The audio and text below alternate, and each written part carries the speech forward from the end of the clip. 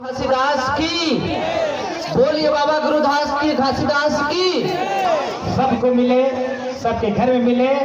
और अभी महामारी जो कोरोना है वो काकरो घर में आता है।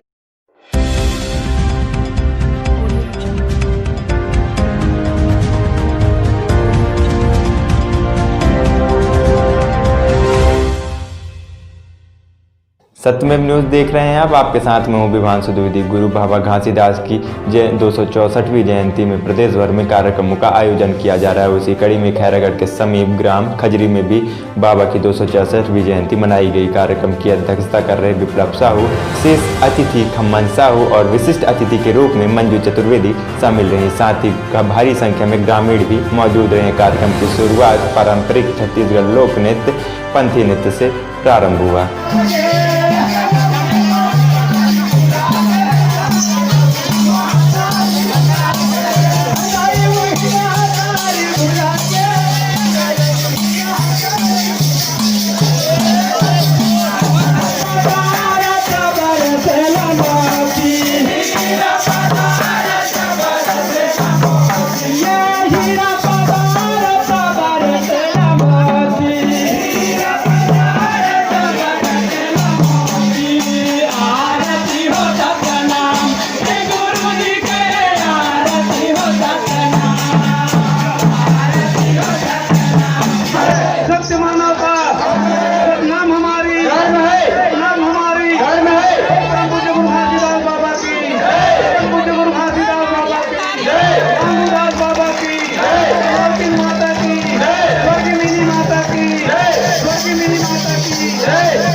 गुरु घासीदास बाबा जी के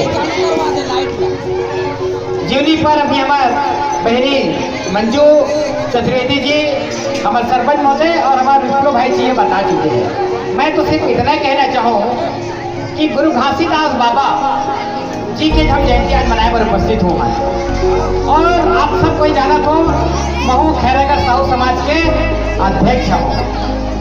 हमू मन हमारे समाज के अधिष्ठात्री देवी भक्त माता कर्मा जी के जयंती मनाया जाता है और पखवाड़ा भर मनाता है। तो मैं हमारे समाज के मंच में जाके, हमारे समाज के बीच में जाके ये बात की चर्चा करता हूँ, इस बात के करता हूँ कि यदि समाज के बारे में कोई सीख लेना है तो सतनामी समाज के हमारे भाई मन से, सतनामी समाज के हमारे बहनी मन से सीखो कि ओकर जब 18 दिसंबर जब आते और 31 दिसंबर तक के बढ़िया तन मन और धन से बाबा जी की जयंती मनाता है। और आज हम आम तब से देखा था अपन आराध ला आज अपन पूजा करे पर अपन घर से आरती सजा किया है।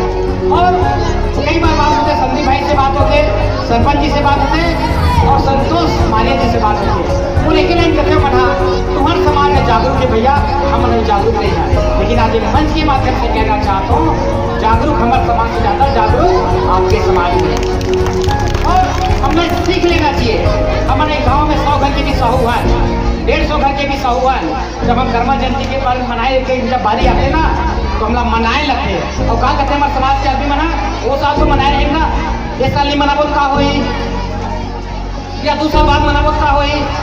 बड़ा मुश्किल से मनातन कर्मा जयंती के पूजा लगता है। लेकिन गुरु घासीदास बाबा जी के आज हम 18 दिसंबर हम शेरगढ़ से शुरू करें और 31 दिसंबर तक के लगातार गुरु घासीदास बाबा की जयंती में अभी गांव-गांव में जाता है। एक दिन में तो दूठन भी गांव में भी जाहिल पड़ा थे तो देखा था कि एक घर के भी अभी सतनामी समाज के सदस्य हैं तो भाई हिम्मत करके गुरु घासीदास बाबा जी की जयंती मनाते और गाँव के सहयोग से कार्यक्रम करते। और आप मन भी एक बड़े कार्यक्रम कराए हो, एक सिटी में बहुत बहुत धन्यवाद देना चाहूँ। और गुरु घासीदास बाबा जी का काबर मनाता है ये हमें सीखना है और ओला जानना है।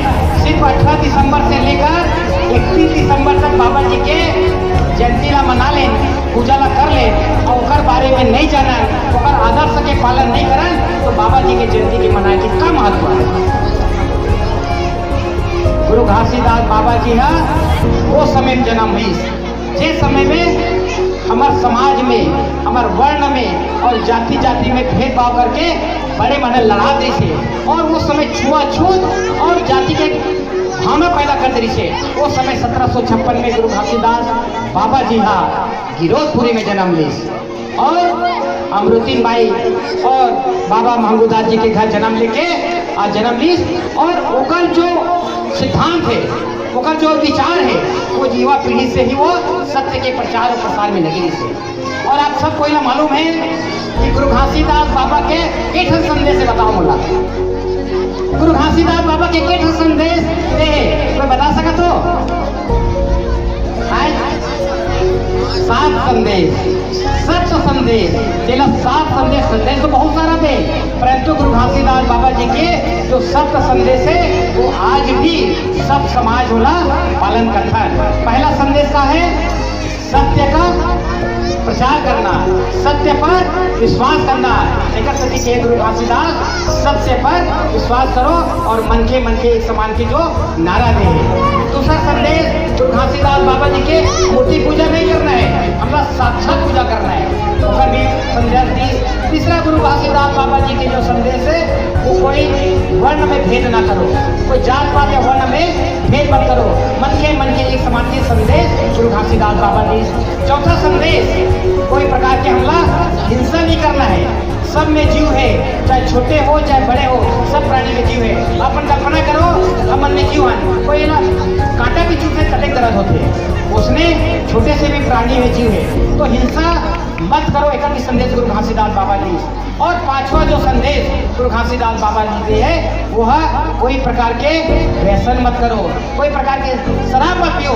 लेकिन आज हम देखा था युवा पीढ़ी मना थोड़ा से हम भटकत जाता है, ऐसा हम जब भटको तो गुरु घासीदास बाबा जी की जयंती मनाए पर उपस्थित हो और उसका संदेश का पालन नहीं करो कम हाथ हो।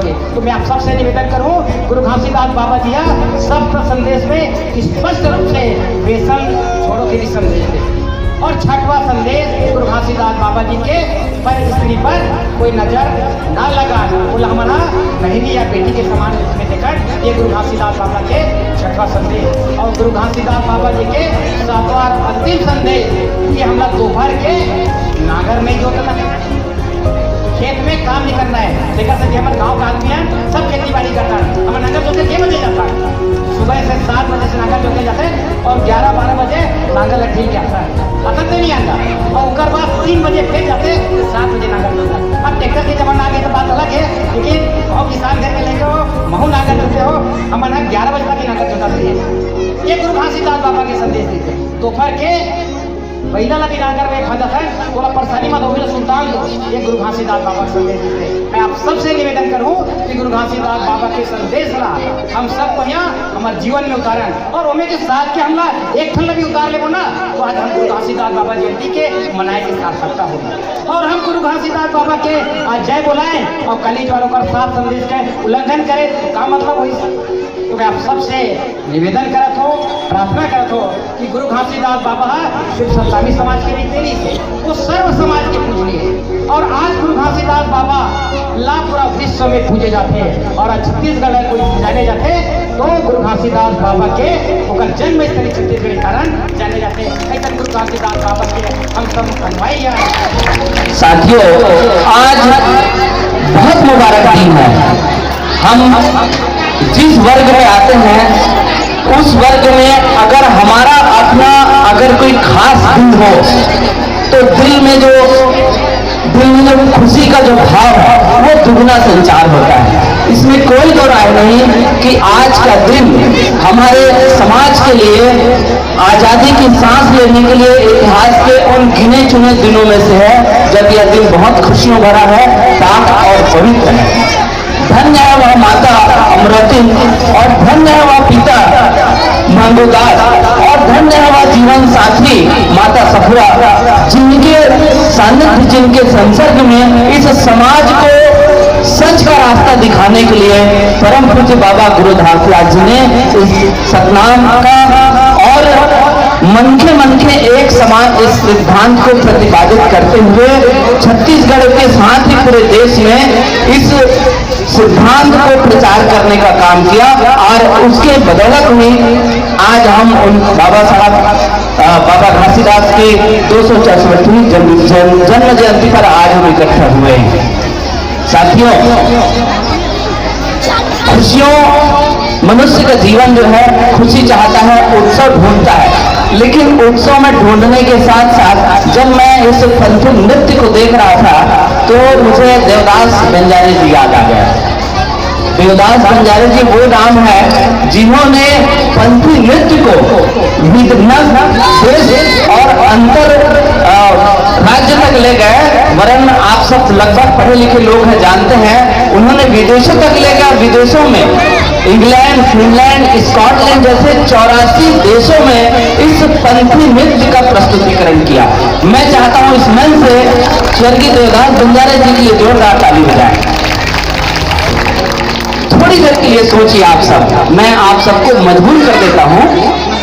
थोड़ी देर के लिए सोचिए, पंथी नृत्य के बारे में कहा जाता है कि यह दुनिया का सबसे तेज गति से नृत्य करने वाला नृत्य है और भक्ति गीत है। और ऐसा कलाकार जो भारत से, छत्तीसगढ़ से निकल के 84 देशों तक अपनी प्रस्तुति दिया हो और तमाम सरकारें हमारे बीच में रही हो, लेकिन उनको एक पद्मश्री तक नहीं मिल पाया। कितनी विडंबना है। मैं उनकी जीवनी एक जगह सुन रहा था, उनके पुत्र जब संस्कृति मंत्री बृजमोहन अग्रवाल जी से मिलकर आ रहे थे तो रास्ते में उनका देहांत हो गया। मुझे बड़ा अच्छा लगा कि तब के संस्कृति मंत्री बृजमोहन अग्रवाल जी उनको कांधा देने के लिए उनके घर तक आए। तो दिक्कत ये होती है कि इतिहास में हमारे महापुरुषों को, हमारे कलाकारों को जगह नहीं मिलती। और उन चीजों को भी मैं तो आपके बीच में कई बार आया हूँ, आपने एक भाई की तरह, एक बेटे की तरह प्यार दिया है। इस प्यार से मैं हमेशा सीखने की कोशिश करता हूँ और मैं भी बहुत बहुत धन्यवाद देता हूँ इस गांव के लोगों को जिनके बीच में मैं रहा हूँ। और 20 साल आप लोगों ने मुझे खैरागढ़ में रखा है, बढ़ा हूँ और मेरी प्रगति में, व्यावसायिक रूप से भी और राजनीतिक रूप से भी प्रगति में खजरी का बहुत बहुत हाथ रहा है। इसलिए मैं आप सबों को धन्यवाद देता हूँ। आपने हमेशा मेरा बल बढ़ाया है। यहाँ के जो बौद्धिक लोग हैं उन लोगों ने मेरा बल बढ़ाया है। तो इस धरती को प्रणाम करते हुए मैं इस बात का आश्वासन देता हूँ, अध्यक्षता मुझे करवा रहे हैं, इस बात का आश्वासन देता हूँ कि इस गांव के लिए एज ए जिला पंचायत सदस्य, सभापति, हमारी तरफ से जो भी हो सकता है, बेहतर से बेहतर हो सकता है, हम जान लगाकर उस काम को अंजाम देने का प्रयास करेंगे। इस बात का मैं आश्वासन देना चाहता हूँ। साथ ही एक सुझाव मैं देना चाहूँगा, खजरी जो है बहुत बौद्धिक गांव में गिना जाता है। इसकी जो प्रशंसा, मैं आपको एक छोटी सी बात संस्मरण बताना चाहूँगा। कुछ महीने पहले एक जिले स्तर का एक नेता के साथ बैठे थे, तो खजरी का जिक्र आया तो उन्होंने कहा कि कौन सा वाला खजरी, तो हमने कहा दिलीपपुर के पास। अच्छा, वो खजरी, तो हमारे एक साथी ने कहा हाँ वो बगावती लोगों का काम।